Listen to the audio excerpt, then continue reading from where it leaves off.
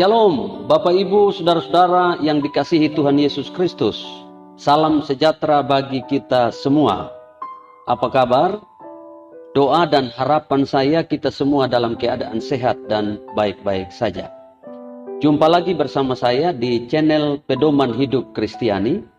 Dan lewat kesempatan yang baik ini, saya mau mengajak kita untuk kembali membaca dan merenungkan kebenaran firman Tuhan yang menjadi pedoman hidup bagi kita semua. Saya berharap Bapak Ibu masih tetap antusias untuk menerima dan melakukan firman Tuhan. Sebab kita percaya bahwa firman Tuhan itu ya dan amin. Firman Tuhan itu berkuasa memulihkan hidup kita. Bahkan kita hidup dari firman Allah. Baik Bapak Ibu sekalian, kita akan awali perjumpaan kita dengan satu pujian bagi Tuhan. Doa saya pujian ini menjadi berkat bagi kita semua.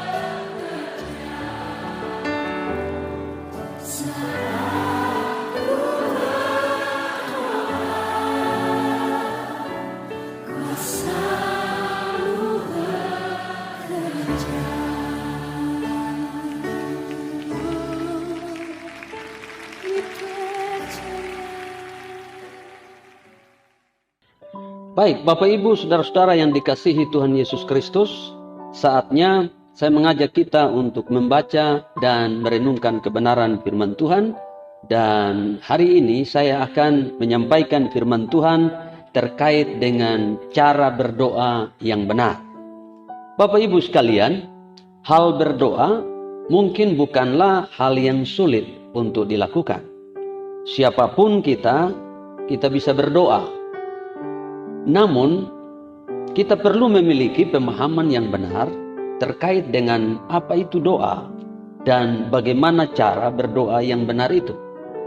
Karena doa yang benar itu doa yang berkenan kepada Tuhan dan akan dijawab oleh Tuhan. Kita ambil contoh, misalnya doa orang Farisi dan pemungut cukai yang dicatat di dalam Lukas pasal 18. Alkitab mencatat bahwa doa pemungut cukai itulah yang diterima oleh Tuhan. Nah, ada banyak kriteria tentang doa yang benar. Misalnya, berdoa harus dalam nama Tuhan Yesus. Berdoa harus dengan iman. Berdoa harus sesuai dengan kehendak Allah. Dan berdoa harus dengan motivasi yang benar dan seterusnya. Semua itu baik, bahkan alkitabiah dan patut menjadi perhatian kita semua. Nah, hari ini secara khusus saya mengajak kita untuk belajar dari doa yang diajarkan oleh Tuhan Yesus. Sebagaimana yang dicatat di dalam Injil Matius pasal yang ke-6 ayat 9 sampai dengan ayat 13. Namun tidak semua bagian-bagian di dalam doa ini yang akan kita bahas.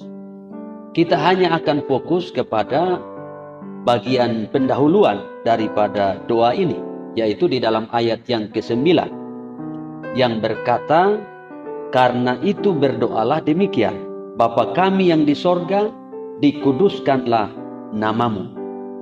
Dan lebih khusus kita akan belajar tentang ungkapan Bapa kami yang di sorga. Nah, saudara-saudara sekalian, mengapa ungkapan Bapa kami yang di sorga ini berada di awal atau berada di bagian pendahuluan dalam doa ini? Nah, mari kita akan belajar bersama-sama. Yang pertama, ungkapan Bapa kami yang di sorga sebenarnya hendak menjelaskan kepada kita beberapa hal penting. Dan salah satu di antaranya adalah tentang relasi dengan Allah sebagai Bapa. Saudara, relasi dengan Allah itu penting. Dan doa itu adalah sebuah relasi. Bukan sekedar kita datang kepada Tuhan dan meminta apa yang kita butuhkan. Relasi itulah yang menentukan akses kita dengan Allah dan sorga. Bapak Ibu sekalian, siapa Allah bagi kita dan siapa kita bagi Allah adalah suatu hal yang penting sekali dan menjadi kunci utama untuk mendekati Allah, terutama di dalam doa-doa kita. Jika kita adalah anak Allah dan Allah sebagai Bapa kita, maka kita ada di dalam sebuah relasi yang dekat dan akrab dengan Allah. Dan relasi inilah yang akan memungkinkan kita untuk memiliki akses kepada pemeliharaan Tuhan, memiliki akses kepada apa yang kita butuhkan dari Tuhan, terutama akses kepada keselamatan yang Tuhan sediakan. Tanpa relasi ini tidak mungkin. Nah, ada dua ayat yang perlu untuk kita renungkan. Yang pertama, misalnya Yakobus 1 ayat 17. Di sana Alkitab berkata, "Setiap pemberian yang baik dan setiap anugerah yang sempurna datangnya dari atas, diturunkan dari Bapa segala terang. Padanya tidak ada perubahan atau bayangan karena pertukaran." Lalu Matius pasal 7 ayat 11, Alkitab berkata, jadi jika kamu yang jahat tahu memberi pemberian yang baik kepada anak-anakmu, apalagi Bapakmu yang di sorga, ia akan memberikan yang baik kepada mereka yang meminta kepadanya. Saudara sekalian, dua ayat ini menjelaskan kepada kita bahwa Bapa adalah sumber dari segala pemberian yang baik dan anugerah yang sempurna. Dan semuanya akan diberikan kepada setiap anak-anaknya yang meminta kepadanya. Luar biasa. Nah, pertanyaan pentingnya adalah, apakah kita sudah berada di dalam relasi Bapa dan Anak dengan Allah? Itu pertanyaan pentingnya bagi kita semua. Nah, saudara sekalian, untuk menjawab pertanyaan itu, maka muncul pertanyaan berikutnya, bagaimana caranya kita memiliki relasi Bapa dengan Anak dengan Allah? Nah, untuk menjawab pertanyaan ini, ada dua hal yang penting untuk menjadi perhatian kita. Yang pertama, untuk menjadi atau untuk masuk dalam relasi Bapa dan Anak dengan Allah, maka kita harus menerima identitas sebagai anak Allah, yaitu melalui percaya dan menerima Yesus Kristus sebagai Tuhan dan Juru Selamat. Pada saat kita percaya kepada Yesus, kita dilahirkan kembali. Dan akibat daripada kelahiran kembali itu, kita menerima identitas yang baru, yaitu identitas sebagai anak Allah.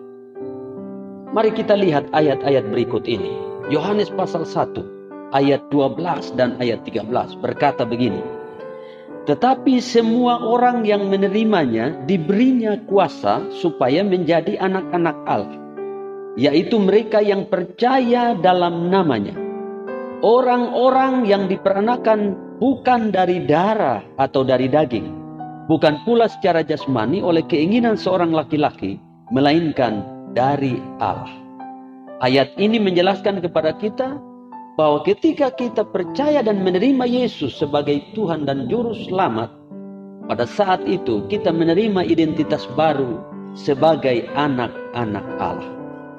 Dan Galatia pasal 4 ayat 6 dan 7, di sana Alkitab berkata, dan karena kamu adalah anak, maka Allah telah menyuruh roh anaknya ke dalam hati kita, yang berseru, ya Aba, ya Bapa. Jadi mengapa saudara dan saya memanggil Allah sebagai Bapa? Karena saudara dan saya telah menerima identitas yang baru sebagai anak Allah, melalui percaya dan menerima Yesus sebagai Tuhan dan Juru Selamat. Nah saudara, dan jika kita adalah anak, maka ayat 7 dari Galatia pasal 4 berkata bahwa kamu juga adalah ahli-ahli waris oleh Allah. Hal ini juga dijelaskan di dalam Roma pasal 8 ayat 17, di mana di sana dikatakan, dan jika kita adalah anak, maka kita juga adalah ahli waris. Maksudnya orang-orang yang berhak menerima janji-janji Allah. Wow, luar biasa saudara sekalian. Jadi untuk bisa masuk dalam relasi Bapa dan Anak dengan Allah, kita harus menerima lebih dahulu identitas sebagai anak-anak Allah melalui percaya dan lahir baru. Nah saudara, kemudian setelah kita menerima identitas sebagai anak Allah, maka selanjutnya kita harus hidup dalam relasi dengan Bapa setiap hari, di mana kita harus menjadi anak-anak Allah yang hidup selalu di dalam persekutuan dengan Bapa, membangun komunikasi yang intens dengan Bapa melalui doa-doa kita, taat dan hormat kepada Bapa, melakukan kehendak Bapa setiap hari, dan melayani Bapa dengan seluruh hidup kita. Itulah cara hidup anak-anak Allah yang benar.